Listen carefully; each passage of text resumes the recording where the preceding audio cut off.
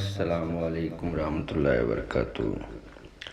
اعوذ باللہ من الشیطان الرجیم، بسم اللہ الرحمن الرحیم۔ تصوف پر لکھی ہوئی رسالہ اکمال شیم کے بارے میں ہم لوگ گفتگو کر رہے ہیں اور اس کتاب کا مطالعہ کر رہے ہیں۔ تیسرے باب کے آج ہم لوگ ایک اور ٹاپک پر ڈسکس کریں گے، گفتگو کریں گے۔ دیکھتے ہیں اس میں مصنف صاحب کیا فرماتے ہیں۔ مصنف صاحب کہتے ہیں کہ کوئی عمل بارگاہ خداوندی میں اس عمل سے زیادہ مقبول یا قبولیت کے لائق نہیں ہے جس کا مشاہدہ تیری نظر سے غائب ہو اور تیرے خیال میں اس کا وجود حقیر ہو۔ یعنی اللہ کے نزدیک بندے کا وہ عمل زیادہ مقبول ہے کہ اس کو اللہ کی طرف سے جانے اور دل سے اس کا ہی مشاہدہ کرے اور اپنی طرف سے کسی طرح نسبت نہ کرے، بلکہ دل کی آنکھ سے اس کا معائنہ کرے کہ اگر اللہ تعالیٰ مجھ سے یہ کام نہ لینا چاہتا تو ہرگز اس کا صدور نہ ہوتا، اور اس عمل کو اس قابل نہ جانے کہ اس کی وجہ سے مجھ کو بارگاہ خداوندی میں نزدیکی حاصل ہوگی، بلکہ اس کو اپنا عمل ہونے کی وجہ سے حقیر اور قابل قبول نہ سمجھے۔ جو ایسا عمل ہوگا وہ بارگاہ خداوندی میں مقبول ہوگا۔ یہاں پر مصنف صاحب فرما رہے ہیں کہ اگر کوئی آپ عبادت کرتے ہیں، روزہ رکھتے ہیں، حج پہ جاتے ہیں، جو ظاہری عبادتیں، نماز پڑھتے ہیں یا تہجد پڑھتے ہیں، یا کہ کوئی ذکر و فکر میں مشغول ہوتے ہیں، یا کسی کی ہیلپ کرتے ہیں، کسی کا قرض چکا دیا، کسی کو غریب کو کھانا کھلا دیا، کسی کو آٹا لے کے دیا، وغیرہ وغیرہ۔ یعنی اس قسم کا اگر کوئی شخص کام کرتا ہے اور دل میں ایک خیال جنم لیتی ہے اس کے دل میں، دماغ میں، کہ میں نے یہ عمل کیے تو میں کوئی خاص بندہ ہوں، میں نے آج اتنی عبادت کی، میں ایک خاص بندہ ہوں، اور یہ عمل جو میں نے کیے یہ بہت خاص اور نیک عمل ہے۔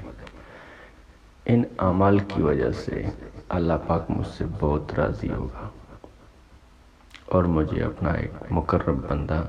بنائے گا، بلکہ میں ایک مقرب بندہ ہوں۔ اس قسم کے خیالات وہ اپنے ذہن میں لاتا ہے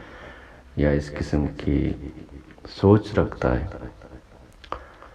تو ایسا عمل جس کے پیچھے اس قسم کا کوئی سوچ ہو اللہ پاک کو قبول نہیں، اتنا اللہ پاک کو پسند نہیں آتا۔ اللہ پاک کو وہ عمل پسند آتا ہے کسی کی ہیلپ ہو گئی، کسی کے ذریعے کسی کو راستہ دکھایا، کسی کو کوئی علمی بات سکھائی دی گئی، ایک بندہ جس کے ذریعے جو لوگ کو پڑھاتا ہے، سکھاتا ہے، راستہ دکھاتا ہے، صحیح راستہ دکھاتا ہے، اگر وہ بندہ لوگوں کی ہیلپ کر رہا ہے، لوگوں کو پڑھا رہا ہے، لوگوں کو درس دے رہا ہے، لوگوں کی مدد کر رہا ہے، ذکر و فکر میں مشغول ہے، عبادت میں مشغول ہے، روزہ رکھتا ہے، حج پہ جاتا ہے، اپنی ماں باپ کی خدمت کرتا ہے، لیکن ذہن میں یہ سوچتا ہے، یہ خیال رکھتا ہے کہ اگر اللہ نہ چاہتا تو میں اپنی ماں باپ کی خدمت نہیں کر سکتا، یا اس قابل نہیں ہو سکتا تھا کہ اپنی ماں باپ کی خدمت کروں۔ اگر اللہ نہ چاہتا تو میں ابھی اس وقت لوگوں کو صحیح راستہ دکھا رہا ہوں، یا کہ دین کی طرف بلا رہا ہوں،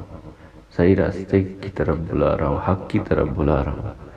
اگر اللہ مجھ سے یہ کام نہیں لیتا تو میں کچھ نہیں کر سکتا، میں ایک عاجز ہوں، بندہ ہوں۔ اور اگر وہ کسی کو کھانا لے کے دیتا ہے، کسی کو چائے پلاتا ہے، کسی غریب کو آٹا لے کے دیتا ہے، رستے پہ کسی پیدل کو اپنے موٹر سائیکل پہ یا گاڑی پہ بٹھا کے اس کی منزل کی طرف لے کے جاتا ہے، اور دل میں یہ سوچ رکھتا ہے کہ اگر اللہ نہ چاہتا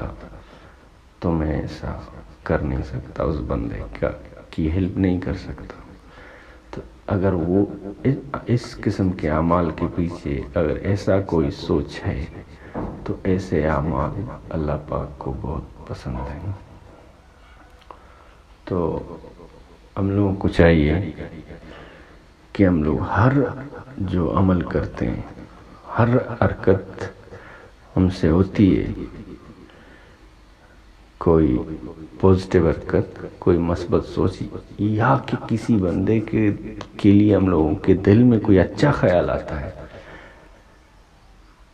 یا کہ میں اپنے کو کوئی پازیٹیو بندہ سمجھتا ہوں کہ میں ایک آپٹیمسٹ ہوں، میں ہر وقت پازیٹیو سوچ رکھتا ہوں، تو اس بات کے پیچھے بھی ایسا ہم لوگوں کو سوچ رکھنا چاہیے کہ اگر اللہ نہ چاہتا تو میں کوئی پازیٹیو سوچ رکھنے والا بندہ نہیں ہو سکتا تھا۔ ہم لوگوں کا سوچ ہر وقت ایسا ہونا چاہیے۔ دعاؤں میں یاد رکھیے گا۔ Thank you. اللہ حافظ۔